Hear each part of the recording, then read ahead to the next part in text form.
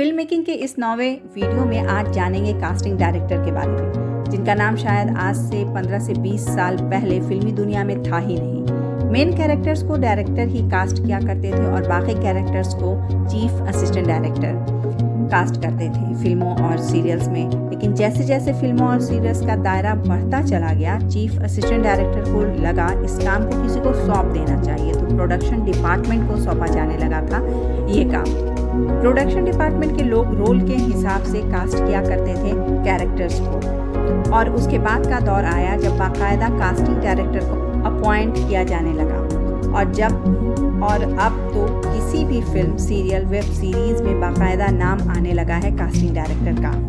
Casting director अब एक designation post बन चुका है और एक पूरी टीम के साथ काम करते हैं कास्टिंग डायरेक्टर। एक कास्टिंग डायरेक्टर को एक्टिंग की परख होनी बहुत ज़रूरी है ताकि रोल के हिसाब से बंदा सेलेक्ट कर सके, और साथ ही ज़्यादा से ज़्यादा लोगों और एक्टर्स से जान पहचान होनी भी ज़रूरी है ताकि रोल के मद्देनज़र जब किसी को फ़ोन करे तब बातें कर सके, रोल को डिफ़ाइन कर सके।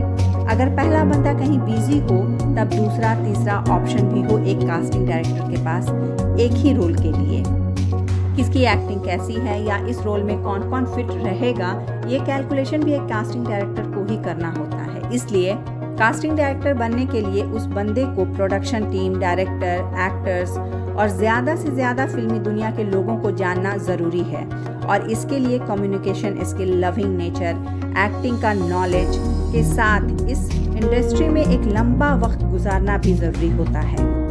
कुछ अरसे पहले तक ये एक तरीका था कास्टिंग डायरेक्टर बनने का, लेकिन अब फिल्म हो या सीरियल्स बहुत बड़े बड़े पैमाने पर बनाए जाते हैं और कई सीन इंडिया के बाहर का होता है तो कई इंडिया के अलग अलग स्टेट या सिटी का।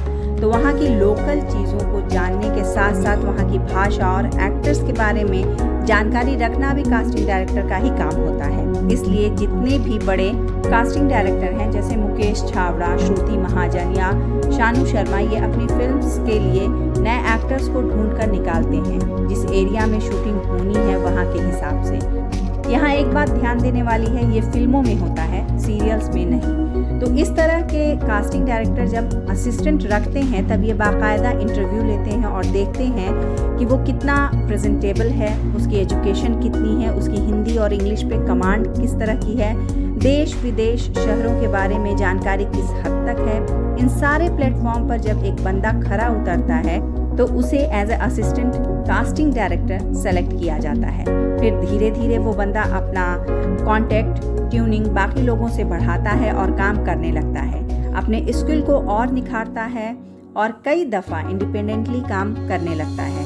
या कास्टिंग डायरेक्टर के पास जब ज़्यादा प्रोजेक्ट होते हैं तब कास्टिंग डायरेक्टर खुद ही कह देते हैं अपने असिस्टेंट को, ये प्रोजेक्ट तुम खुद ही कर लो, और इस तरह एक असिस्टेंट इंडिपेंडेंटली आगे बढ़ जाता है। जबकि टीवी सीरियल्स के लिए कास्टिंग असिस्टेंट डायरेक्टर का सिलेक्शन उसके टाइम के हिसाब से होता है कि कौन कितना ज़्यादा टाइम दे सकता है, क्योंकि सीरियल्स में काम बहुत होता है और लगातार होता है। एक दिन में 20-25 ऑडिशन होते हैं, तो जो बंदा मेहनत लगन से काम करता है उसे तुरंत मौका भी मिल जाता है। इस जॉब के लिए bachelor degree in film, theatre, business और कम्युनिकेशन एकेडमिकली ज़रूरी है, लेकिन इंटर्नशिप और वर्क एक्सपीरियंस कहीं ज़्यादा मायने रखता है। यानी मूल मंत्र बस इतना ही है कि अगर कास्टिंग डायरेक्टर बनना है तो ज़्यादा से ज़्यादा एक्टर्स, डायरेक्टर, प्रोड्यूसर्स का डेटा आपके पास होना चाहिए और उनसे आपकी बहुत ही बेहतरीन ट्यूनिंग भी होनी चाहिए। मतलब आप जितना